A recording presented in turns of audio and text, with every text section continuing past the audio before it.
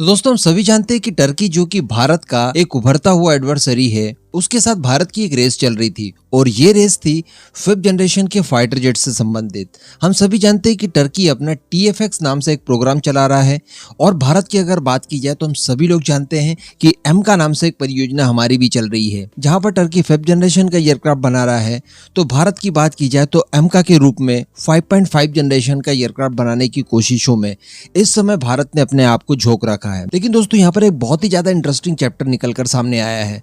हम सभी जानते हैं कि टर्की द्वारा अपना जो TFX प्रोग्राम चलाया गया ये एमका के बाद शुरू किया गया, लेकिन दोस्तों इसके अंदर जिस हिसाब से प्रगति की गई उन लोगों के द्वारा वो काबिले तारीफ है। वैसे टर्की की तारीफ करना, इसके लिए आप समझ सकते हैं कि काफी साहस की जरूरत है, जो कि मैं पता नहीं कहां से जुटा पा रहा हूं। लेकिन स्पेशली अगर इस पॉइंट की बात की जाए तो टर्की की तारीफ बनती है। जी हाँ, जहां पर हम लोग देख पा रहे हैं कि भारत के स्वदेशी प्रोजेक्ट किसी न किसी कारण की वजह से लगातार डिले होते जा रहे हैं। जहां पर हम लोग देख पा रहे थे कि तेजस मार्क 2 इसी साल अपनी फर्स्ट फ्लाइट को कंडक्ट करता, तो वो फर्स्ट फ्लाइट भी अब साल भर से लेकर 1.5 साल तक आगे जा चुकी है। और अगर एमका की बात की जाए तो इन सब चीजों की वजह से एमका की भी फर्स्ट फ्लाइट वगैरह और पूरा प्रोग्राम आप कह दीजिए लगभग साल से 1.5 साल और हुआ तो 2 साल के लगभग डिले ऑलरेडी हो चुका है। जबकि टर्की ने इसी बीच भारत से ज्यादा खराब आर्थिक परिस्थितियों का सामना करते हुए बहुत ही अच्छा काम किया है। और इस समय आप लोगों ने भी कुछ फोटोज वगैरह देखी होगी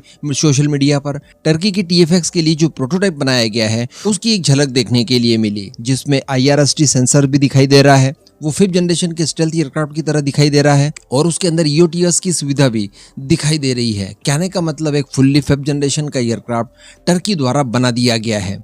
और इसी के साथ साथ बताया जा रहा है कि टर्की ने इसी TFX फाइटर जेट के ट्रायल्स भी अब शुरू कर दिए हैं। जी हाँ, इंजन को ग्राउंड रन करवाया गया है और अब बहुत ही जल्दी स्लो स्पीड में टैक्सी ट्रायल शुरू किए जाएंगे। उसके बाद फास्ट स्पीड में टैक्सी ट्रायल शुरू होंगे एंड 2023 के ही अंत में TFX अपनी फर्स्ट फ्लाइट को कंडक्ट करेगा। यानी 2023 के अंत में हम लोग तेजस मार्क 2 की भी फर्स्ट फ्लाइट को कंडक्ट नहीं करवा पाएंगे, जबकि वहीं पर टर्की अपने 5th जनरेशन के स्टेल्थ एयरक्राफ्ट की फर्स्ट फ्लाइट को कंडक्ट कराने के लिए पूरी तरह से तैयारियां कर चुका है।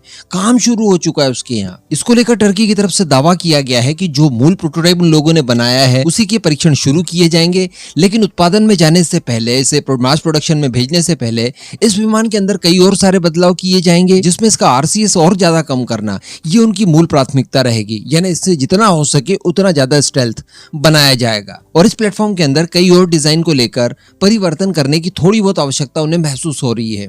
तो ये काम भी वो काफी ज्यादा फास्ट कर लेंगे, इस तरह का दावा उनकी तरफ से किया जा रहा है।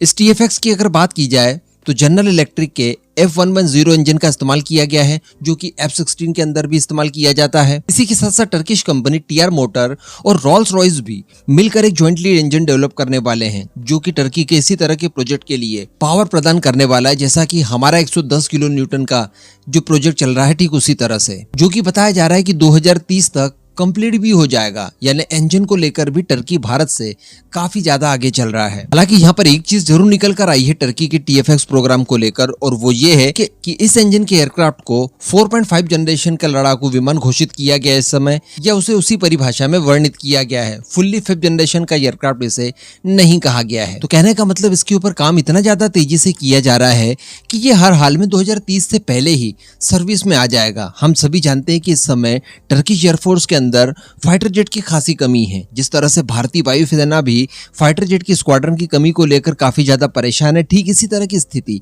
टर्की के अंदर भी है। अब टर्की ने F-35 की डील कर रखी थी अमेरिका से, कुछ हद तक एडवांस भी दे रखा था, लेकिन जैसे टर्की द्वारा रशिया से S-400 खरीदे जाते हैं, उनके ट्रायल्स वगैरह किए जाते हैं और टर्की के ऊपर सैंक्शंस लगाए जाते हैं अमेरिका के द्वारा, तो साथ ही टर्की के साथ की गई F-35 की डील से भी अमेरिका अपने आप को बाहर कर देता है और टर्की को F-35 नहीं दिए जाते। उसके बाद इस परियोजना के अंदर जान डाली गई और इस परियोजना के ऊपर काफी ज्यादा तेजी से काम किया गया।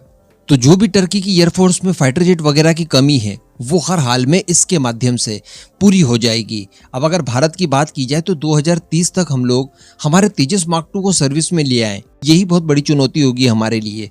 अब खैर देखने वाली बात रहेगी, क्योंकि हमारे अमेरिका के लिए भी प्राइवेटाइजेशन का प्रावधान रखा गया है, तो जो भी डिले वगैरह होते हुए दिखाई दे रहा है वो केवल इसके डेवलपमेंट में हो रहा है। बाकी की चीजें हम लोग टर्की से ज्यादा बेहतर तरीके से कर सकते हैं, एक्सपीरियंस भी उससे एक कदम ज्यादा आगे रखते हैं, फाइनेंशियल कंडीशन भी हमारी टर्की से ज्यादा अच्छी है।